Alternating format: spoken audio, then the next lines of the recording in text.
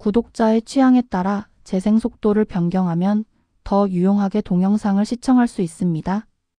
이 영상은 성경을 매일 한 장씩 읽는 효과가 있고 궁금한 부분을 해소할 수 있으며 맥락을 이해하는 데 도움이 될 것입니다. 출애굽기 10장. 출애굽기 10장의 키워드와 그 의미는 다음과 같다. 표적의 목적, 재앙이 단순한 형벌이 아니라 여호와의 표적을 드러내기 위함임을 뜻한다. 기억의 전승, 하나님이 행하신 일을 자손에게 전하게 하심으로 구속 사건이 역사적 증언이 되게 하심을 의미한다. 부분적 타협의 거절, 바로의 조건부 허용이 거절되므로 전적 순종만이 요구됨을 나타낸다. 어둠의 심화, 빛의 차단은 영적 사회적 질서의 붕괴를 상징하며 심판의 절정을 예고한다. 대표 성경 구절은 10장 2절이다. 또 내가 이집트에서 행한 일들과 내가 그들 가운데서 행한 나의 표적들을 내가 내 아들과 내 손자들의 귀에 고하게 하려 함이라. 이로써 내가 주인 줄을 너희가 알리라 하시니라. 출애굽기 10장의 맥락은 다음과 같다. 메뚜기 재앙과 신하들의 동요. 주께서 모세에게 이르시되 파라오에게 들어가라. 내가 그의 마음과 그의 신하들의 마음을 강팍하게 하였으니 이것은 내가 그 앞에서 나의 이 표적들을 보여주려 함이며 또 내가 이집트에서 행한 일들과 내가 그들 가운데서 행한 나의 표적들을 내가 내 아들과 내 손자들의 귀에 고하게 하려 함이라. 이로써 내가 주인 줄을 너희가 알리라 하시니라. 모세와 아론이 파라오에게 들어가 그에게 이르되 히브리 사람들의 주 하나님이 이같이 말하노라. 내가 어느 때까지 내 앞에서 내 자신을 낮추기를 거부하려느냐? 내 백성을 가게 하여 그들이 나를 섬기게 하라. 만일 내가 그리하지 아니하고 내 백성이 가는 것을 거부하면 보라, 내가 내일 내 지경 안으로 메뚜기들을 가져오리니 그것들이 지면을 덮어서 아무도 능히 땅을 보지 못하리라.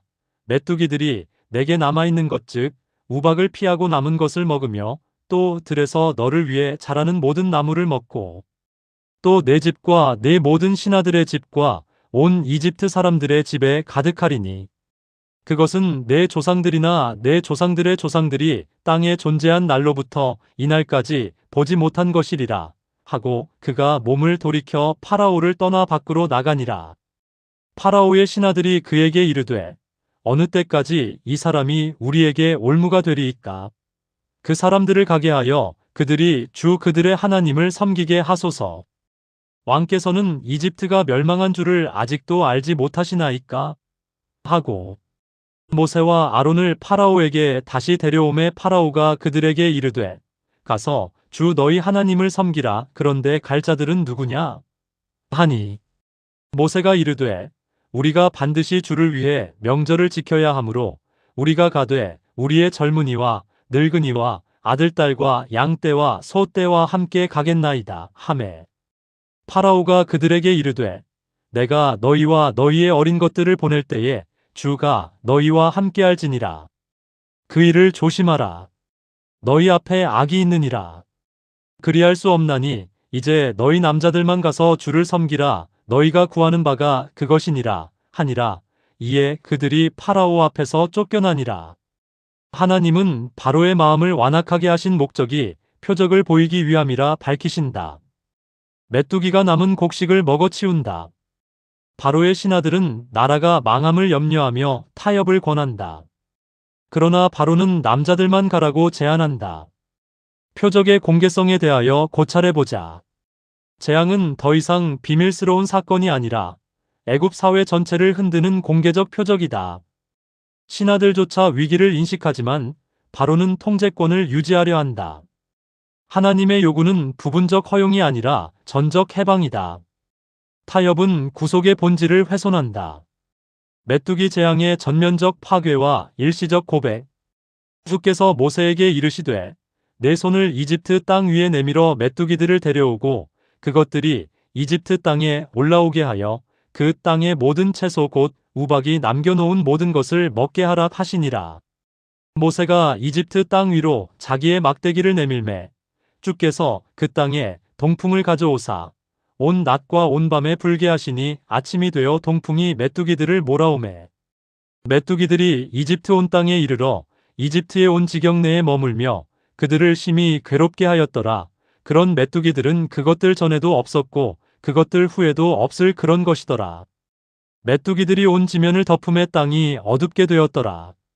또 그것들이 그 땅의 모든 채소와 우박이 남겨놓은 나무들의 모든 열매를 먹었으므로 이집트 온 땅에 있던 나무나 들의 채소 중에서 푸른 것은 하나도 남지 아니하였더라. 이에 파라오가 모세와 아론을 급히 불러 이르되 내가 주 너희 하나님과 너희에게 죄를 지었으니 그런즉 이제 원하건대 내 죄를 이번에 한 번만 용서하고 주 너희 하나님께 간구하여 이 죽음만은 내게서 떠나게 하라 하므로 그가 파라오를 떠나 밖으로 나가서 주께 간구하매 주께서 강하고 강력한 서풍을 일으키시니 그것이 메뚜기들을 가져다가 홍해에 몰아넣음에 이집트에 온 지경 내에 메뚜기가 하나도 남지 아니하니라. 그러나 주께서 파라오의 마음을 강팍하게 하셨으므로 그가 이스라엘 자손을 가게 하지 아니하였더라. 동풍이 불어 메뚜기가 온 땅을 덮어 남은 소산을 삼킨다. 바로는 급히 죄를 인정하며 재앙을 거두어 달라 요청한다. 모세의 기도로 메뚜기는 홍해로 사라진다. 그러나 여호와께서 바로의 마음을 다시 완악하게 하신다. 회개의 반복과 후퇴에 대하여 고찰해보자.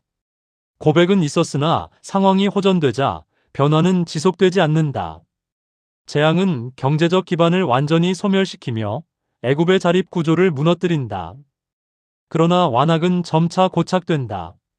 이는 심판이 단순 처벌이 아니라 마음의 상태를 드러내는 계기임을 보여준다. 흑암 재앙과 구별의 완성.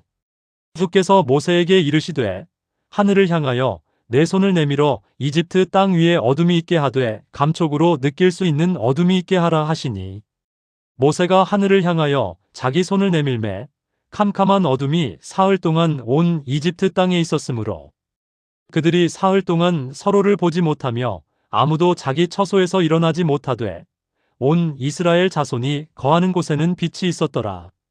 짙은 흑암이 3일 동안 애굽을 덮는다. 사람들은 서로 볼 수 없고 일어나지 못한다. 그러나 이스라엘 자손이 거하는 곳에는 빛이 있었다. 빛과 어둠의 대조에 대하여 고찰해보자. 흑암은 단순 기상현상이 아니라 질서의 붕괴를 상징한다. 창조 질서에서 빛은 생명과 통치를 의미한다. 애굽의 어둠은 통치 질서의 무력화를 드러낸다.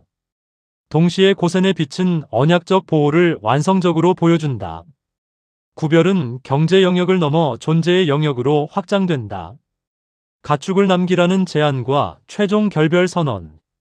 파라오가 모세를 불러 이르되 너희는 가서 주를 섬기되 오직 너희의 양떼와 소떼는 두고 너희의 어린 것들은 또한 너희와 함께 갈지니라 하니 모세가 이르되 우리가 주 우리 하나님께 희생물을 드리도록 왕이 반드시 우리에게 희생물과 번제 헌물도 주셔야 할 터인즉 우리의 가축도 우리와 함께 가고 발굽 하나도 뒤에 남겨둘 수 없나이다. 우리는 반드시 그 중에서 주의 주 우리 하나님을 섬겨야 하나이다. 우리가 거기에 이르기 전에는 우리가 반드시 어떤 것으로 주를 섬겨야 할지 알지 못하나이다 하였더라. 그러나 주께서 파라오의 마음을 강팍하게 하시니 그가 그들을 가게 하지 아니하고 모세에게 이르되 너는 나를 떠나고 스스로 조심하여 다시는 내 얼굴을 보지 말라. 내가 내 얼굴을 보는 날에 죽으리라 하매 모세가 이르되 잘 말씀하셨나이다. 내가 다시는 왕의 얼굴을 보지 아니하리이다 하니라. 바로는 백성과 어린이는 가되 가축은 남기라 제안한다. 모세는 한 발굽도 남길 수 없다고 답한다. 바로는 모세를 다시 보지 말라 선언한다. 모세는 다시는 보지 않겠다고 응답한다. 전적 순종의 요구에 대하여 고찰해보자. 구속은 부분적 타협으로 완성되지 않는다. 예배를 위한 출애굽은 재산과 생계까지 포함한다.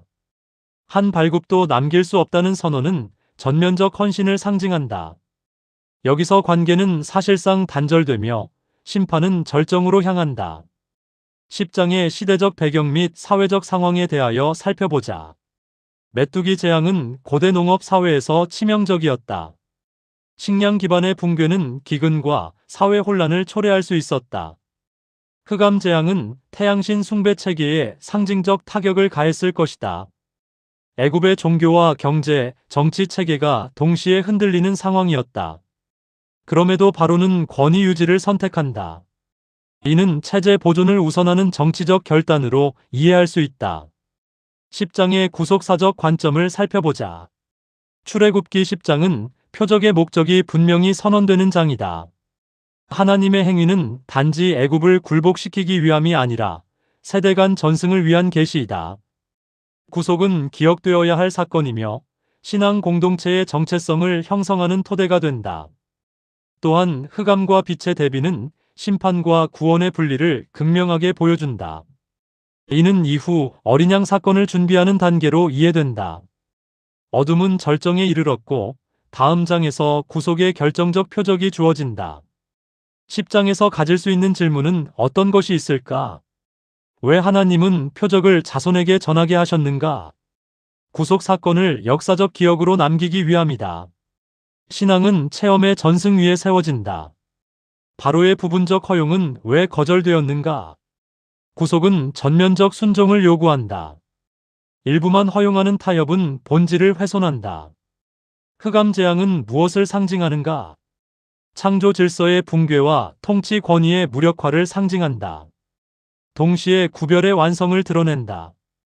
반복된 고백은 왜 지속되지 못했는가? 외적 압박에 의한 반응은 상황이 바뀌면 후퇴할 수 있다. 내적 변화가 없는 고백은 지속되지 않는다. 10장에서 느낄 수 있는 영적 메시지는 무엇일까?